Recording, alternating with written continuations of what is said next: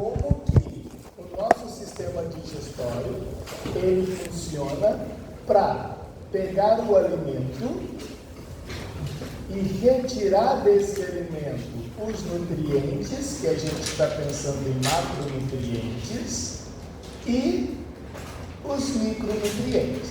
Então, carboidratos, aminoácidos, ácidos graxos, vitaminas e íons. Tá bom?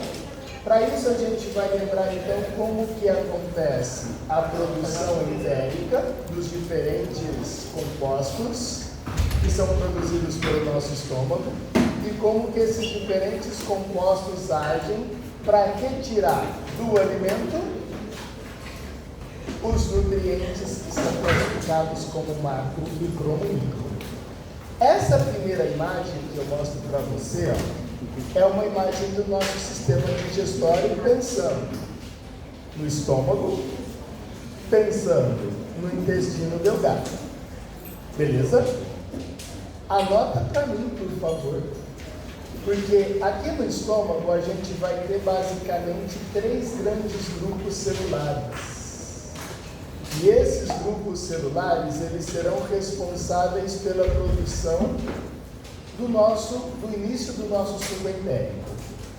O primeiro grande grupo, anota aí por favor, são as células parietais. E as células parietais, elas são responsáveis pela secreção de ácido clorídrico. Perceba que não é produção, é secreção. A ideia é diferente. Então, o primeiro grande grupo celular são as células parietais e eles vão secretar ácido clorídrico. E aqui existe uma briga que a galera pensava antigamente e hoje a gente está com um pouco mais de clareza na informação. A briga é, não existe célula que produz ácido clorídrico. Não existe. Então você vai perceber que a nossa célula do estômago não produz ácido clorídrico. É impossível isso acontecer. Mas ela consegue secretar ácido clorídrico. Então a ideia é um pouquinho diferente e você vai entender no próximo slide. Segundo grande grupo celular, células principais.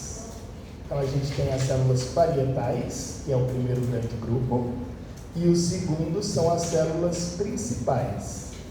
Essas células principais, elas secretam pepsinogênio, que é uma enzima. Na verdade, é uma proenzima, né? Pepsinogênio. E o último, não menos importante, é o que a gente chama de célula da mucosa gástrica. Célula da mucosa gástrica, que libera a gastrina, que é um hormônio. Então, 3 grupos celulares: células parietais, ácido clorídrico; células principais, pepsinogênio; e células da mucosa gástrica, o hormônio gastrina. Tá. Já vou falar para você, que você vai anotar para ficar mais fácil a nossa discussão. Nós iremos discutir basicamente 4 hormônios principais. E qual é o primeiro hormônio? Então, 4 hormônios. O primeiro hormônio é justamente esse, a gastrina. Beleza? E esse hormônio ele é produzido onde? No estômago. E ele age onde? No estômago. Então é um hormônio que é produzido e age no estômago. Tá bom? E aí você vai perceber agora mesmo que a gente vai falar de vários fármacos que atuam nessa gastrina para controlar a produção de ácido clorídrico e, consequentemente, a queimação, que a maioria de nós sentimos, é controlada, tipo omeprazol, etc. Tá bom? Mas aí controla a produção ou secreção? Secreção. Gastrina, beleza? Segundo hormônio, anota aí para mim. Secretina. Produzida e a gastrina, né? Produzida e a sua ação é no próprio estômago. Secretina, o segundo hormônio. Produzida no duodeno e age no pâncreas. Então, a secretina, segundo hormônio, produzida no duodeno e age no pâncreas. Então, olha só, a secretina, ela estimula a liberação do suco pancreático. Tá bom? Terceiro hormônio. São só 4 que a gente vai pensar, e aí a gente vai estudar todos eles com bastante calma depois. Qual que é a ação da secretina? Pode criar No pâncreas. Secretina produzida no duodeno age no pâncreas. Tá? Para a produção do suco pancreático. Terceiro hormônio. Colecitoquinina.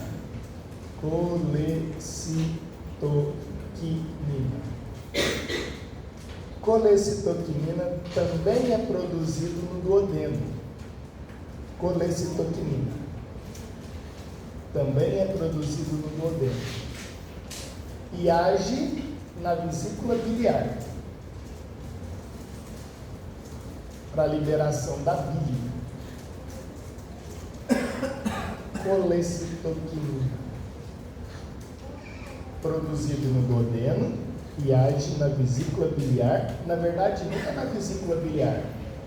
Se eu representasse aqui a vesícula biliar, imagina que isso é a vesícula biliar, aqui seria o fígado, gigantão, e aqui teria um ducto que liga a vesícula biliar ao duodeno. Esse ducto chama ducto colédoco. Então, a colecitoquinina age no ducto colédoco, abrindo o ducto colédoco para a liberação da bile. Colédoco.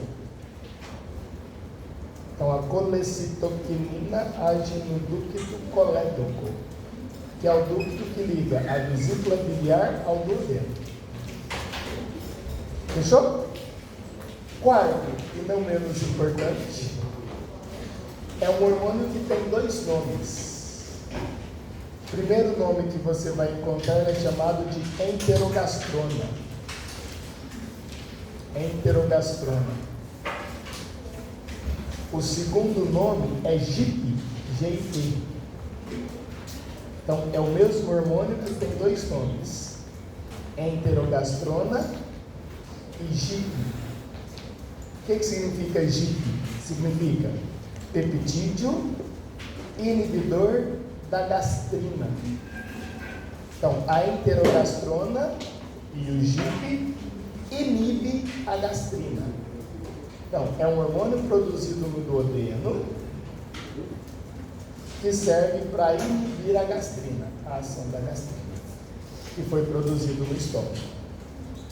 Então, a ideia é: eu comi alguma coisa, essa alguma coisa que eu acabei de comer chegou no estômago, e aí você vai produzir qual hormônio? Gastrina. E essa gastrina vai estimular a produção do suco gástrico. Tudo bem? Esse alimento agora chegou no duodeno. Agora você vai produzir os 3 outros hormônios. Qual é o segundo hormônio? Secretina. E aí faz com que o pâncreas libere o suco pancreático. O terceiro hormônio, colecitoquinina, faz com que a bile seja liberado lá no duodeno. E o quarto hormônio, que é o GIP, faz com que o primeiro deixe de funcionar. Simples assim. Temos vários outros hormônios e a gente vai discutir vários outros hormônios. Mas esses 4 hormônios são classificados como hormônios do sistema digestório. Então, o seu sistema digestório tem função endócrina, tem função exócrina, mas também tem função endócrina. Tá bom? E você vai perceber que existem outros hormônios que a gente vai discutir agora mesmo. 4 hormônios. Sempre no duodeno. Os 3 últimos é no duodeno. Lembra que o duodeno é a primeira porção do intestino delgado, os primeiros 15 centímetros de intestino delgado. Tá bom? Agora a gente volta lá para o estômago. Então a gente volta pensando na gastrina, que é o nosso primeiro hormônio. Lembra que eu falei para você que existem 3 células, então, no nosso estômago. E a primeira célula que eu falei para vocês são as células parietais que secretam ácido clorídrico. Como é que esse processo acontece? Dá uma olhadinha para cá, por favor. Aqui você está visualizando uma célula responsável pela produção do ácido clorídrico. Como é que ela chama? Célula parietal.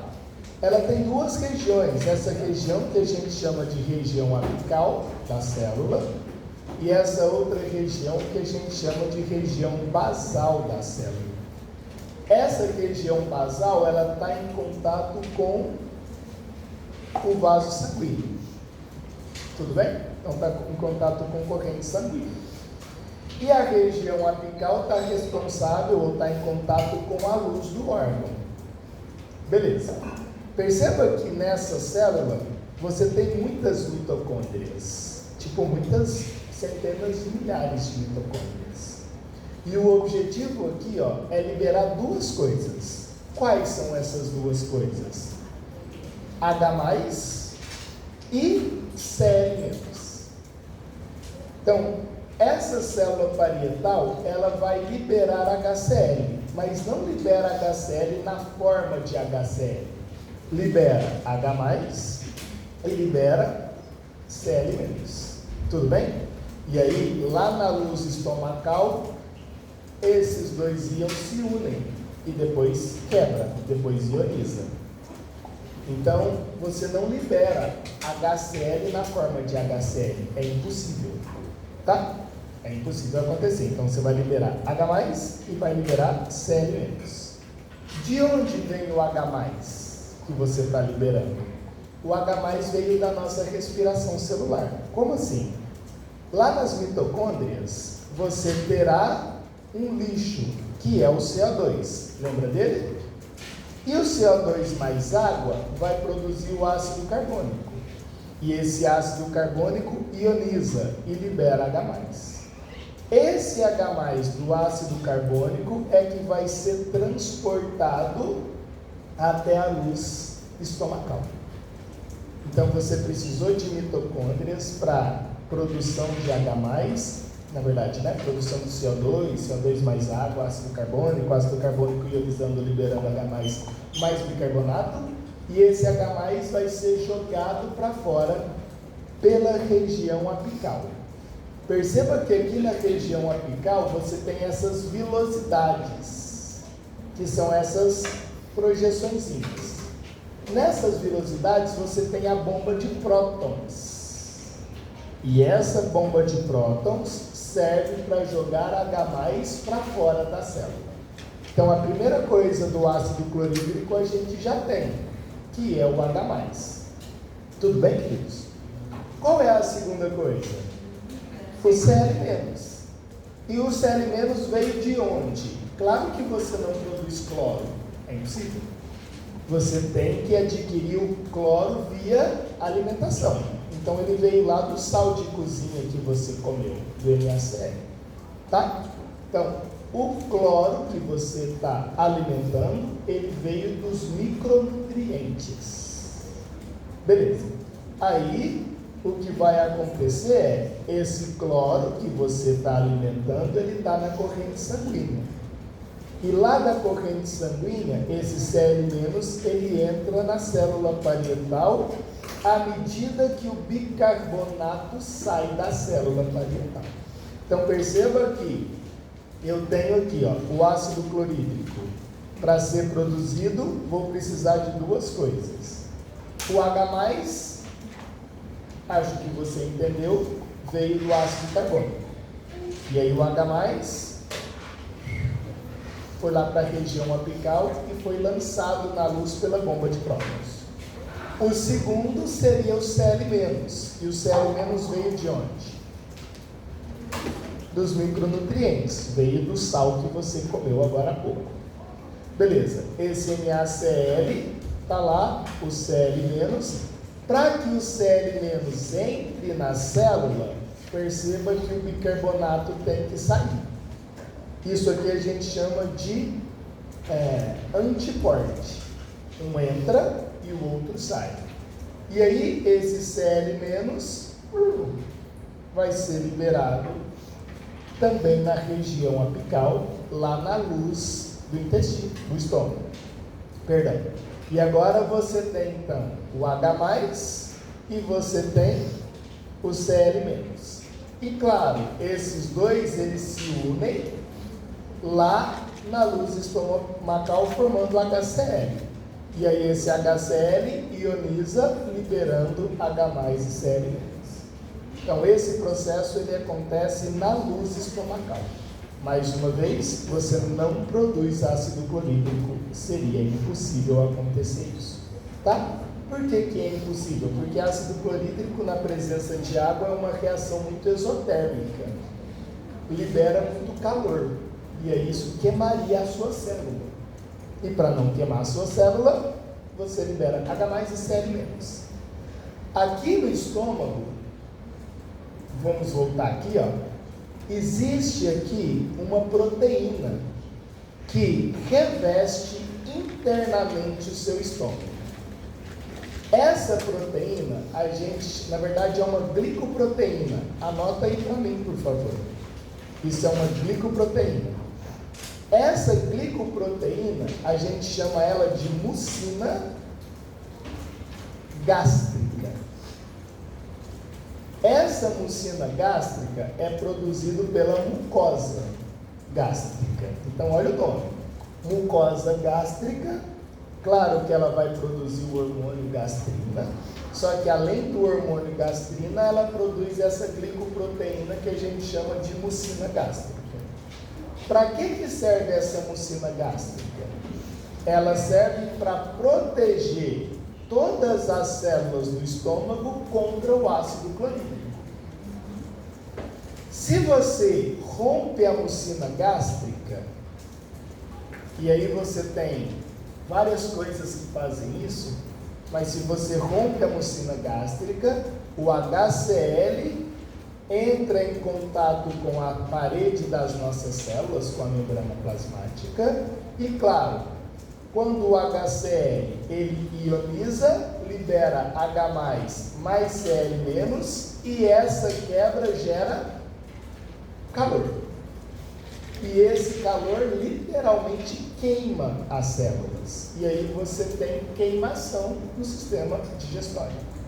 Então a sua queimação é graças à destruição da mucina gástrica. H. pylori faz essa mucina gástrica ser destruída. Alimentos muito ácidos fazem a mucina gástrica ser destruída.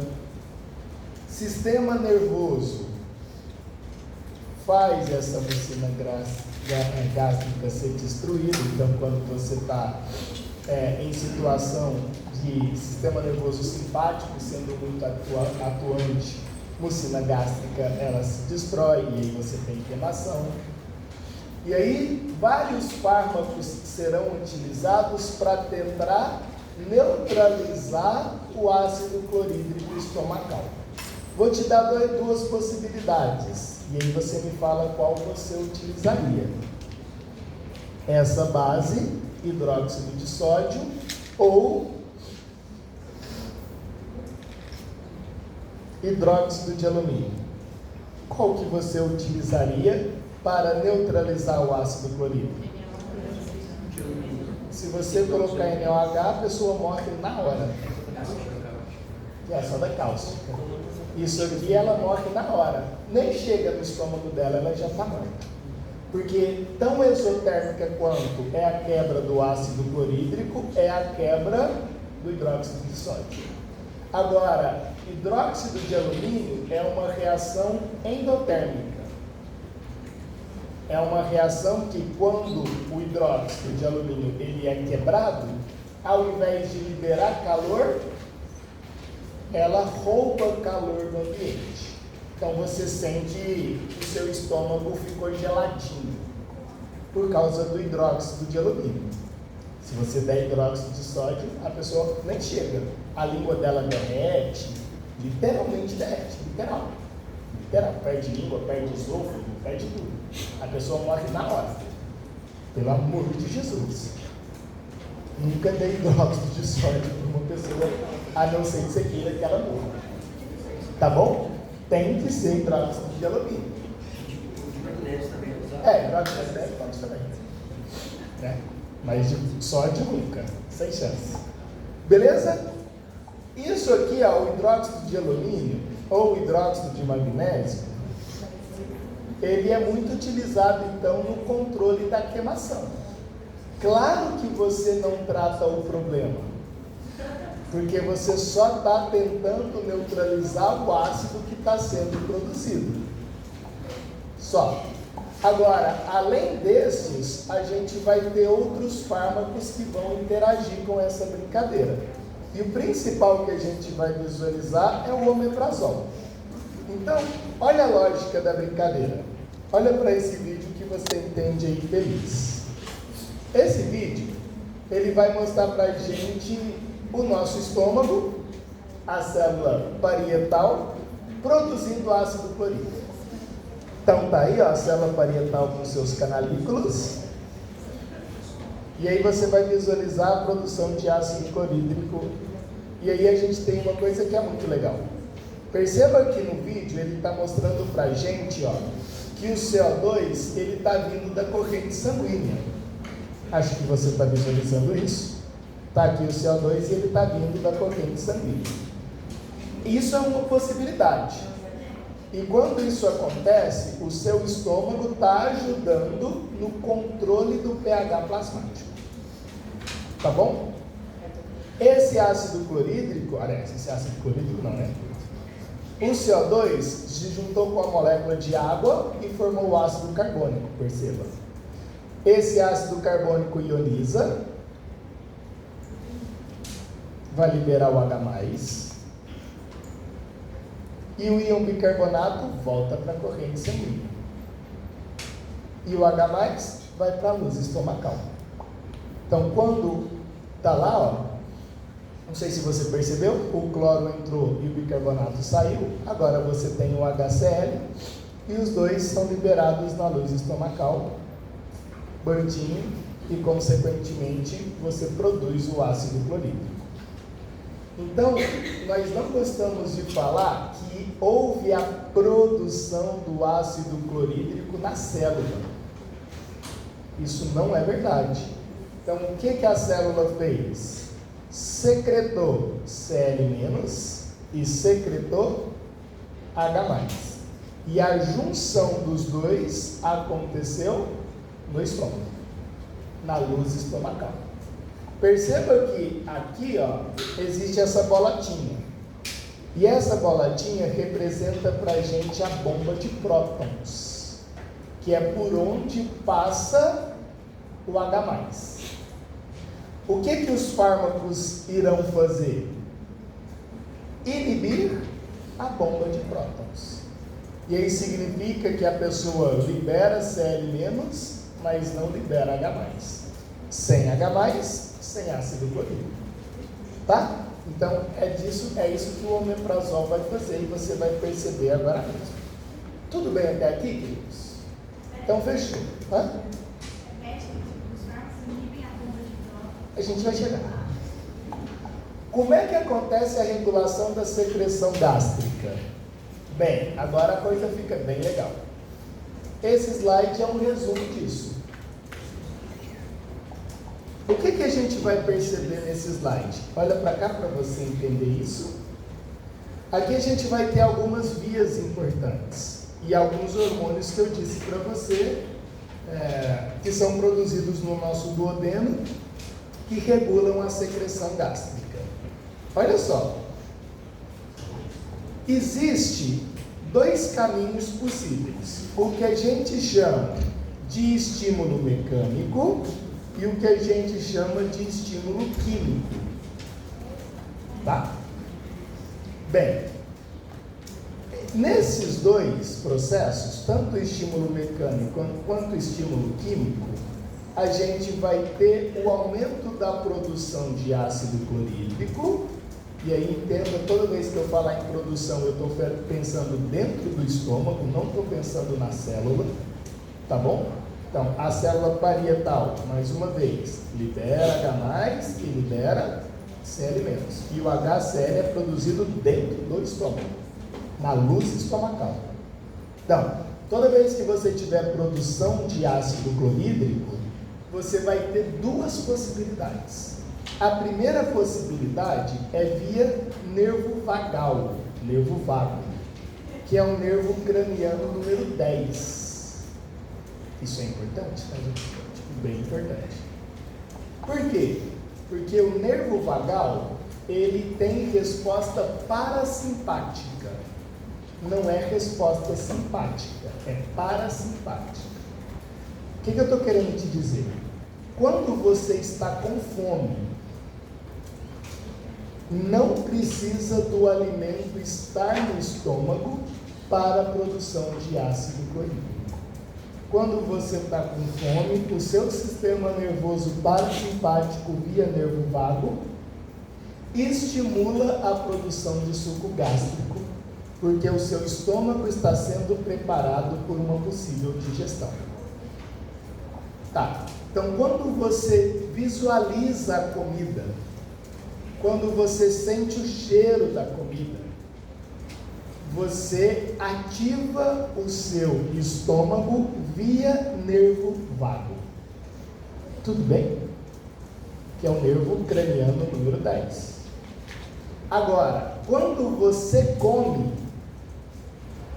além do nervo vago, existe agora o estímulo químico, que é o estímulo que você está pensando que o nutriente, o alimento / nutriente, está estimulando a célula parietal a produzir ácido clorídrico, tudo bem? E a célula principal a produzir pepsinogênio. Show de bola? Então a gente, mais uma vez, tem duas possibilidades. Quando você está no estímulo químico, significa que o nutriente que está no estômago está estimulando a mucosa gástrica a produzir gastrina. E a gastrina age em qual célula? Parietal. Para que a célula parietal secrete H+ e Cl-. Então a gastrina faz isso via estímulo químico, que é quando o nutriente chega no seu estômago. Nesse caso, o nutriente seria especificamente aminoácido? Não obrigatoriamente. Pode ser Qualquer nutriente. O principal seria o aminoácido, mas não obrigatoriamente. Tá? Não obrigatoriamente. Mas quando a pessoa mastiga chiclete, por exemplo? É um problema seríssimo. Aí a gente vai discutir. Ah, tá. Aí vai ter as duas coisas, tanto o estímulo químico quanto o estímulo mecânico. E aí vai chegar lá, não vai ter nada. Não vai ter nada. Aí aumenta a produção de ácido clorídrico. No primeiro momento você sente sensação de alívio, depois piora a queimação. Tá. Agora o que você está pensando no estímulo mecânico? É quando você está no processo de mastigação. E esse processo de mastigação estimula o nervo craniano número 10, que é o nervo vago. E aí, no processo de mastigação, perceba que o alimento ainda não chegou no seu estômago. E nesse processo de mastigação, o nervo vago já está agindo na célula parietal para que a célula parietal já produza ácido clorídrico. Na verdade, secrete H+ e Cl-. Por que isso tem que acontecer? Por que você precisa de dois sinais e não só de um? Porque, claro que aquilo que a gente come tudo aquilo que a gente come, ou o nosso sistema digestório, é a principal porta de entrada de agentes infecciosos no nosso corpo. Então, vírus, bactérias, eumintos, plateumintos, nemateumintos, etc., na maioria das vezes, entra no nosso corpo via sistema digestório junto com alimentos. Então eu tenho que produzir ácido clorídrico para tentar destruir todos esses micro-organismos patogênicos que entram junto com o alimento. Logo, eu tenho que ter diferentes fontes para a produção do ácido clorídrico para que ele consiga, entre aspas, proteger o nosso corpo contra esses patógenos. Tudo bem? Isso é bom e é ruim ao mesmo tempo. Por que que é bom? Claro, a gente está protegendo o nosso corpo contra possíveis invasores. E por que que é ruim? Porque se você destrói a sua mucina gástrica, significa que o ácido clorídrico produzido pelo nosso estômago, ele pode romper as nossas células a partir de queimação, a partir do calor liberado. E claro que isso dá a sensação de queimação no nosso estômago. Só que é muito pior do que isso. Porque primeiro você tem a queimação, depois você tem gastrite e depois você tem câncer de estômago nessa ordem. Graças à destruição da mucina gástrica. E o câncer de estômago, ele está entre os 5 cânceres que mais mata no mundo. Tá bom? Então, quando você hiperestimula a produção de ácido clorídrico e não protege o seu estômago pela mucina gástrica, a chance de você ir tendo gastrite, etc., e consequentemente câncer, aumenta muito. Tem algum medicamento que reestrutura o ciclo? Não que eu saiba. Tem, porque na verdade é uma glicoproteína produzida lá pela nossa mucosa gástrica. Você tem que preservar a célula para que ela volte a produzir. Aí o que vai acontecer, gente? Como que acontece a regulação da célula parietal? Anota aí para mim, por favor. Agora a coisa fica um pouquinho mais difícil, mas você entende fácil, eu acho. Primeira coisa é o nervo vago. Primeira coisa é o nervo vago. O que o nervo vago vai liberar? O nervo vago vai liberar acetilcolina. Lembra que é uma resposta parasimpática. Então, o nervo vago libera acetilcolina. Lembra que a acetilcolina, ela age em 2 grupos de receptores. Nos receptores muscarínicos e nos receptores nicotínicos. Os receptores muscarínicos, se você lembrar, são M1, M2, M3, M4 e M5. M de muscarina. E se você lembrar, todos os ímpares, M1, M3 e M5, eles agem ativando a fosfolipase C.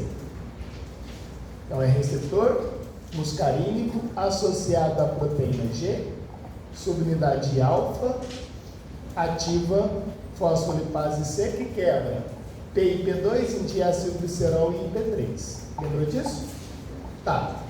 Nesse caso, o nosso nervo vago libera a acetilcolina no receptor muscarínico 3. Então, o receptor do seu estômago, lá das células parietais, é o receptor M3.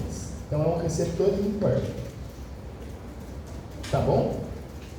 E aí, a ativação do receptor M3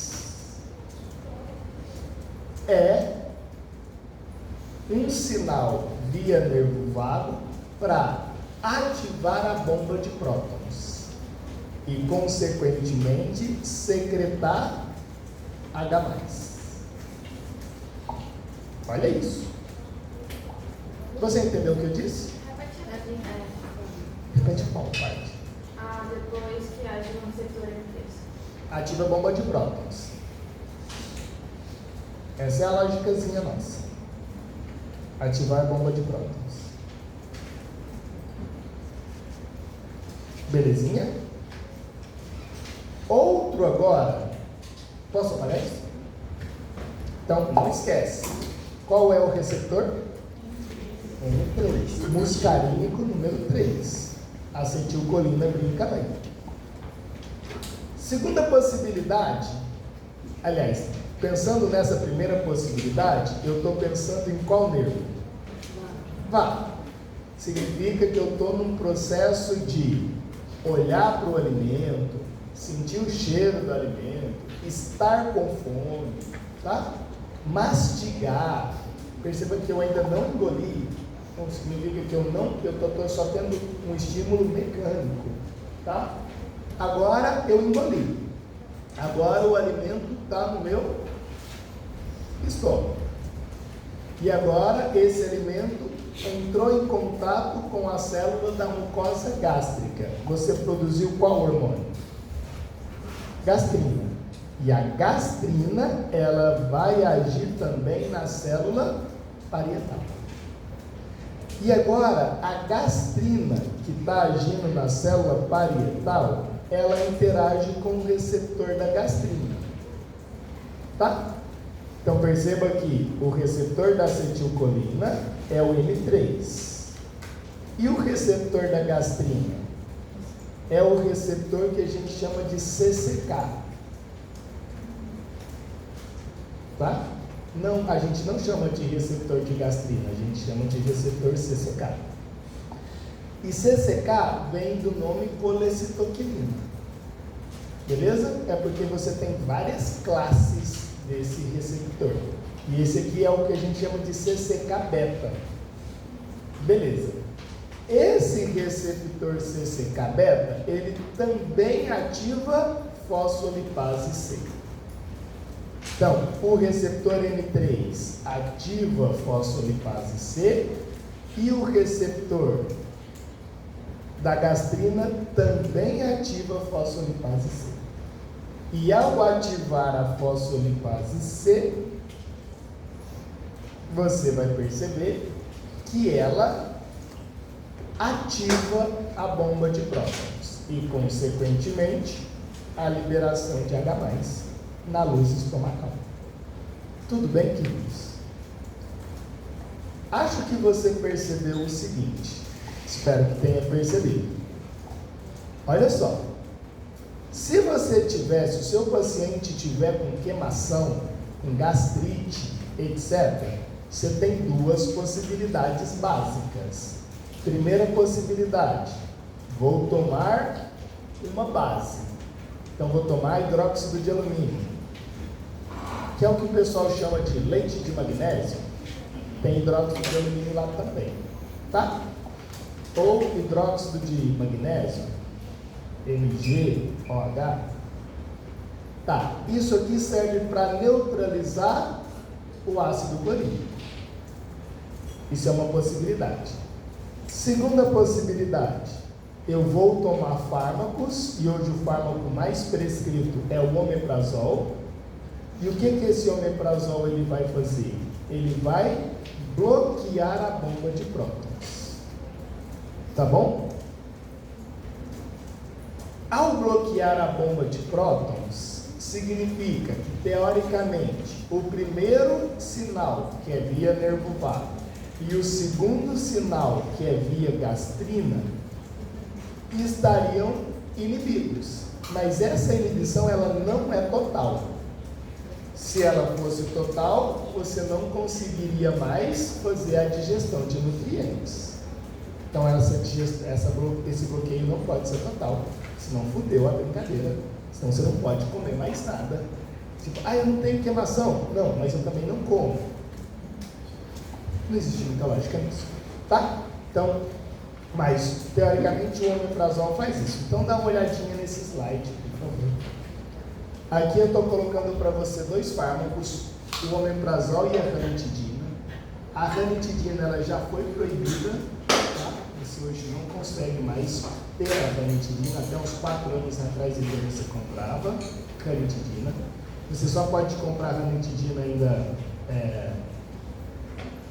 de forma clandestina, mas causa um monte de problemas, foi proibido. Mas olha só, esse aqui ó, que eu estou circulando em vermelho é o omeprazol. Então quando você ingere esse omeprazol, ele tem o comprimido, ele é revestido para ele conseguir suportar o ácido clorídrico que está no estômago. Quando chega lá no intestino delgado, perceba que você teoricamente só tem um princípio ativo que vai para a corrente sanguínea. E da corrente sanguínea chega na célula parietal.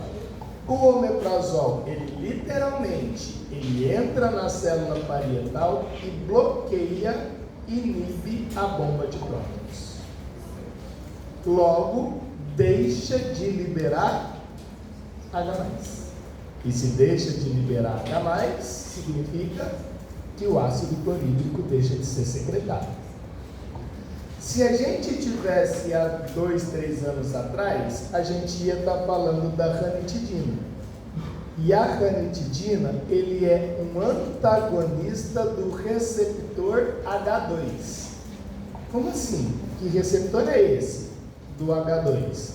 É o receptor da histamina. Tá? Nossa, então olha para esse slide.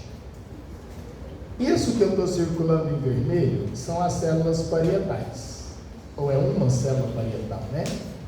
E perceba que essa célula parietal, ela tem a região apical, que são os canalículos, e a região basal, que está em contato com a corrente sanguínea. Olha só isso. Eu tenho a acetilcolina?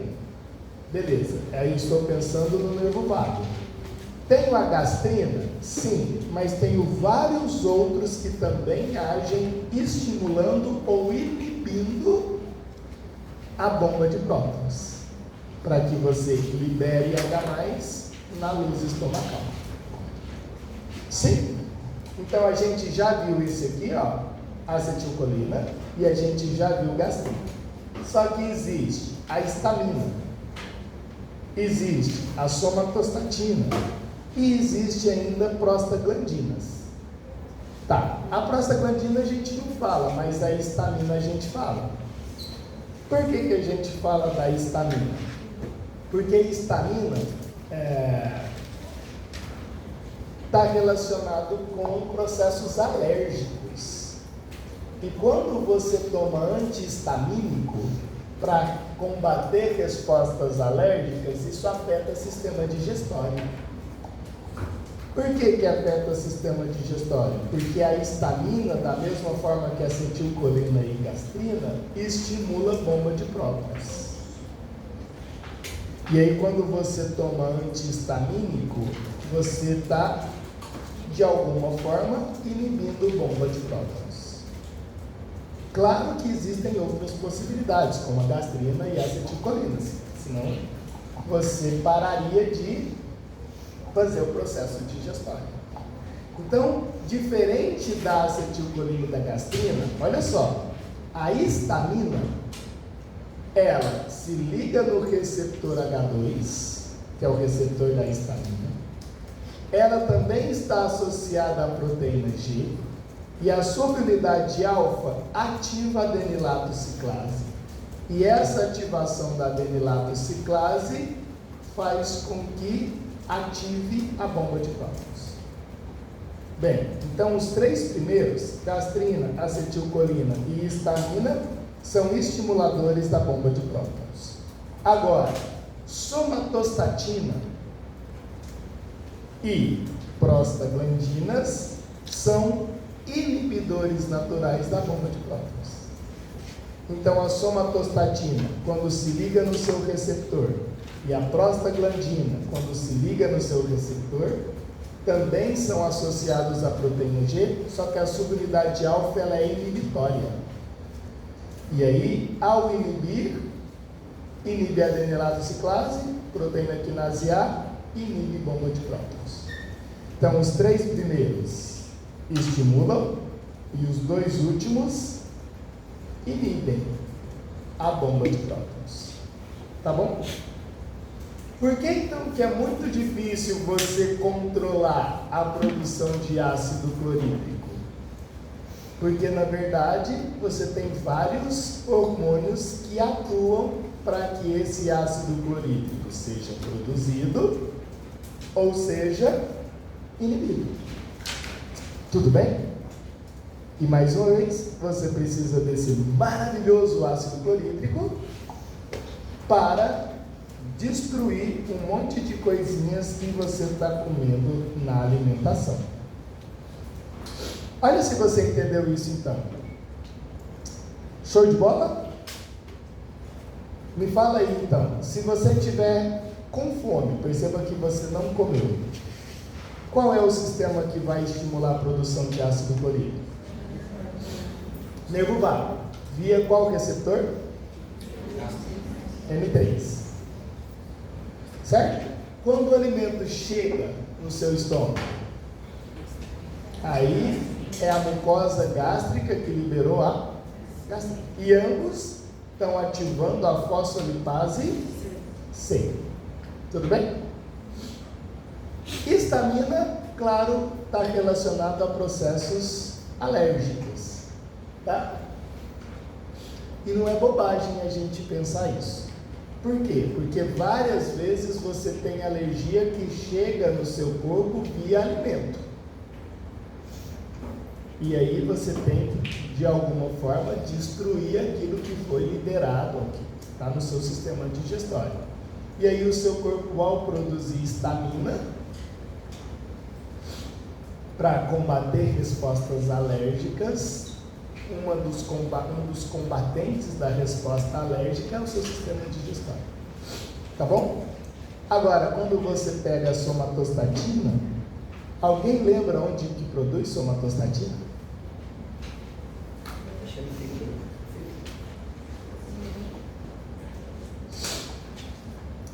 Você tem, lá no seu pâncreas, você tem 3 células. Quais?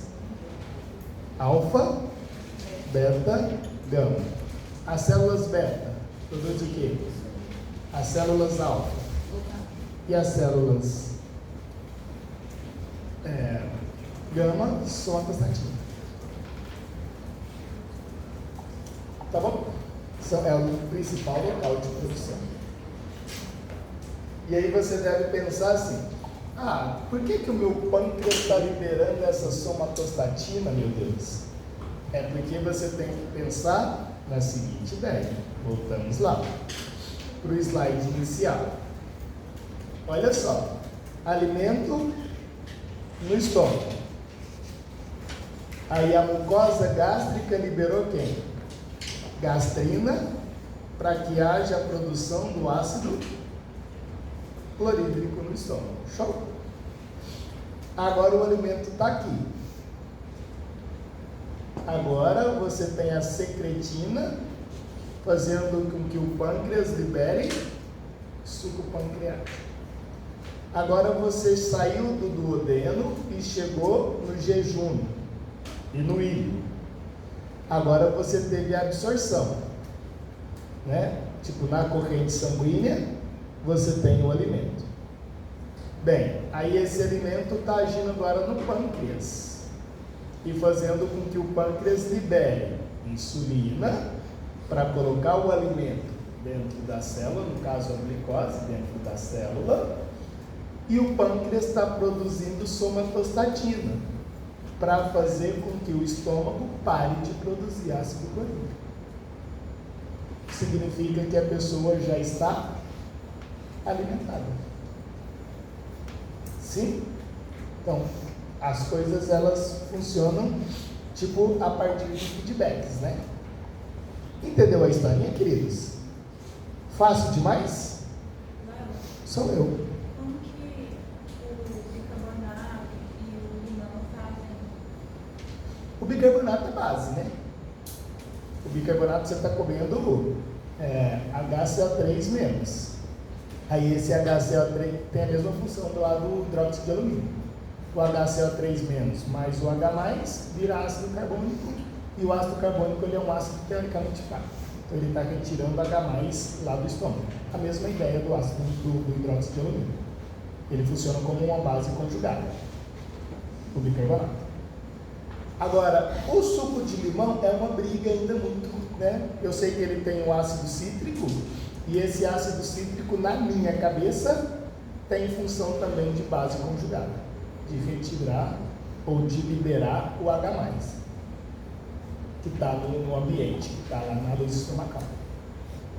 Então, tanto o ácido cítrico quanto o bicarbonato, porque na verdade aqui vai ser o citrato, né? E ele consegue receber H+, e consequentemente impedir a formação do ácido clorídrico, que é muito exotérmico. Tiro. Tipo, só de fruta e tal, nunca é só a base, é sempre um ácido. E a base familiar. Sempre é. Tira uma foto disso, por favor. Porque a pergunta é: como que a secretina ela age lá nas nossas células do pâncreas para que você libere o suco pancreático? Gente, não esqueça.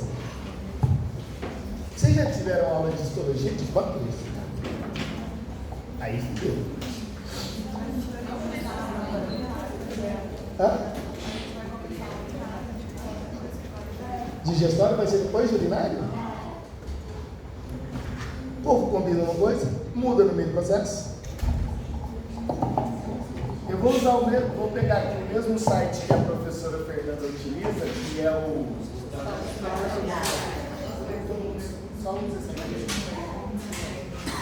Vou pegar aqui rapidinho só para eu te mostrar, para você perceber o que a gente precisa. Se a internet funcionar.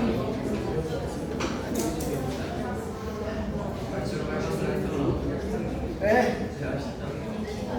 Será? Deus tem muita sorte. Que isso? Você não sabe a lá. Realmente. É pesado. Mas a internet aqui eles arrumaram.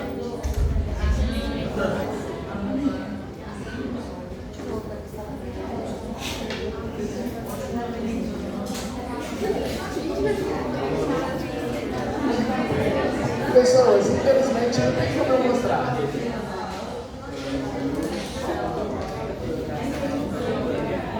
A internet não entra. Mas toda vez eu mando mensagem lá, gente, a internet não funciona. Ela é brava. Ela é chefe, né? Eu deixo o chefe brigar com o chefe. Olha aqui, então você vai perceber que é muito fácil a nossa discussão aqui, ó. Se a gente tivesse uma imagem histológica, você ia ver dois grupos celulares muito claros lá no nosso pâncreas. Eu tinha que te mostrar isso. Olha. Porque você vai imaginar uma coisa aqui. Aí você vai visualizar lá o pâncreas, e depois a gente vai tentar visualizar isso. E aí lá no pâncreas você vai perceber que existem algumas células, na verdade alguns grupos celulares que não ficam corados. E você vai perceber, é muito claro isso. Esses grupos celulares que não ficam corados, a gente chama isso de ilhotas pancreáticas, que é onde você tem as células alfa, beta e gama. Ou seja, é onde produz insulina, glucagon e somatostatina. Agora, quando no restante do tecido, que fica corado, a gente vai chamar isso de ácidos hepáticos. E esses ácidos hepáticos é o local onde se produz o suco pancreático. E esse suco pancreático, ele é um conjunto de várias enzimas que são estimuladas pelo hormônio secretina. Tipo, várias enzimas são centenas de enzimas mesmo. Tá? E basicamente a gente vai perceber o seguinte, que a secretina, ao interagir com o receptor lá na membrana plasmática dos ácidos hepáticos, falei que ácidos hepáticos, gente, perdão, ácidos pancreáticos, perdão, ácidos hepáticos, ácidos pancreáticos, anota aí, pelo amor de Deus, pancreáticos, a gente está pensando no pâncreas. Então, quando o hormônio secretina age lá nas células pancreáticas, os ácidos pancreáticos, aí você vai ter o receptor que está associado à proteína G e os dois caminhos são verdadeiros. Então, teoricamente, você tem ativação da adenilatociclase e ativação da fosfolipase C. Mas essa ativação da fosfolipase C, o pessoal está descrevendo isso agora. Então, não é muito certeza disso ainda não. Bem, a resposta celular é aumento da produção do suco pancreático. Então, perceba que o seu pâncreas vai ter duas funções. Uma função endógena e uma função exógena. Tudo bem? Ou seja, vai produzir hormônios e vai produzir suco pancreático. Bonitinho? Faltam 2 slides e a gente termina esse primeiro momento. Olhou para isso? Enterogastrona. Enterogastrona também pode ser chamado de quê? GIP, que é o peptide inibidor da gastrina. Bem, o GIP, ele vai inibir a gastrina, e o que a gente entende, os estudos mostram que quando ele se liga ao seu receptor, que também está associado à proteína G, a subunidade alfa ativa a adenilatociclase, que produz AMP cíclico, proteína quinase A, e aí você tem a resposta celular. Nesse caso, a resposta celular é inibição, uma delas, né? Inibição do suco gástrico. Gástrico. Inibição do suco gástrico. Que é literalmente bloquear a bomba de prótons. Bem, último slide. É esse. Porque a gente tem uma ideia da saciedade ou não saciedade para você parar ou não de comer. E aqui você vai ter 5 hormônios. E eu vou falar de 3 agora, que a gente meio que conhece. Depois a gente fala do restante. Qual é a ideia? Olha aqui para cima, por favor. A ideia é, vou metabolizar mais e comer menos, ou o contrário, vou comer mais e metabolizar menos. Para isso, basicamente, você tem 2 hormônios clássicos, que é a leptina e a grelina.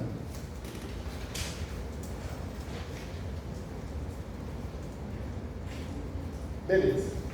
O que é a leptina? Qual é a resposta da leptina?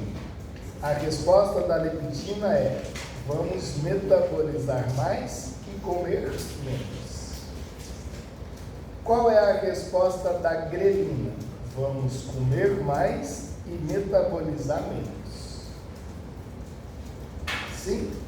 Então, a leptina é um hormônio produzido pelo tecido adiposo e te dá uma ideia de saciedade. Na verdade, a gente chama de adiposidade, que é a mesma coisa do que saciedade. Significa, o nutriente já chegou no seu sangue, já foi lá para o seu tecido adiposo, então você já está armazenando gordura no seu tecido adiposo, significa que você está alimentado. E aí você tem agora que parar de comer e metabolizar. O que faz isso? Leptina. Tem uma foto que é muito legal. Se você inibe o receptor da leptina, não para de comer. Então existem dois ratinhos, um ratinho magrinho e um ratinho que é uma bolota. E aí, claro, o ratinho magrinho tem uma hiperexpressão de leptina e o ratinho gordinho não responde à leptina. E aí, então o ratinho gordinho não para de comer nunca. Ele come infinitamente. Segundo hormônio é a grelina, que é produzida pelo estômago. E a grelina, ela é um hormônio que está te dando um sinal de fome. Então, quando você, igual eu estou agora, estou com fome pra caralho. Significa que o meu estômago está produzindo grelina e a resposta que eu estou tendo é: preciso de comer. Tenho que parar de metabolizar o meu nutriente que está em reserva. Estou com fome. Então existe uma briga: leptina, grelina. Grelina, coma, leptina, pare de comer. Agora existe um outro hormônio que você conhece, que é a insulina. A insulina, e aqui, gente, é uma briga muito doida. A insulina, ela te dá uma resposta para você parar de comer. Da mesma sorte, a insulina te faz engordar. Ué, como assim? Porque a gente vai perceber nas nossas próximas discussões que a insulina, ela é liberada quando você está em situação hiperglicêmica. E a hiperglicemia vai fazer com que a glicose entre lá no seu fígado. E o seu fígado vai armazenar a glicose na forma de glicogênio. Beleza? Só que quando a reserva de glicogênio estiver lotada, a glicose ela é convertida em ácido graxo, lá no fígado. Aí o ácido graxo sai do fígado via VLDL, e esse VLDL leva esse ácido graxo até o seu adiposo, seu tecido adiposo, e aí você acumula o ácido graxo que veio da glicose. Então a insulina te engorda. Só que a resposta negativa da insulina é: depois que você comeu e aí a glicose foi para a sua corrente sanguínea, o seu corpo entende que você está hiperglicêmico, que você está cheio. E aí você tem um feedback negativo falando para o seu corpo: já estou cheio, não preciso de comer mais. Então, ao mesmo tempo que ela estimula a produção de ácido graxo, ela faz com que você tenha a ideia da saciedade. E aí, teoricamente, você para de comer. Tem uma galera utilizando insulina ou GLP-1 nas academias para emagrecer. Uma galera fazendo isso. É legal pra caralho, porque a pessoa emagrece. O triste é que ela fica diabética. Mas foda-se, morre magro, que é o que interessa no final. E a questão também que é o GLP-1. É o GLP-1 que a gente vai discutir depois. É esse aqui, ó. É o GLP-1. Tá? A gente vai discutir depois. Beleza, queridos? Então a gente está chegando no final do nosso primeiro grande assunto do segundo ciclo, que é sistema digestório. Chegando no final da nossa primeira aula, né? Do nosso sistema digestório. Porque agora a gente vai pensar num monte de hormônios, entender um monte de hormônios: insulina, glucagon, adrenalina, cortisol, tudo agindo no sistema digestório. GLP-1.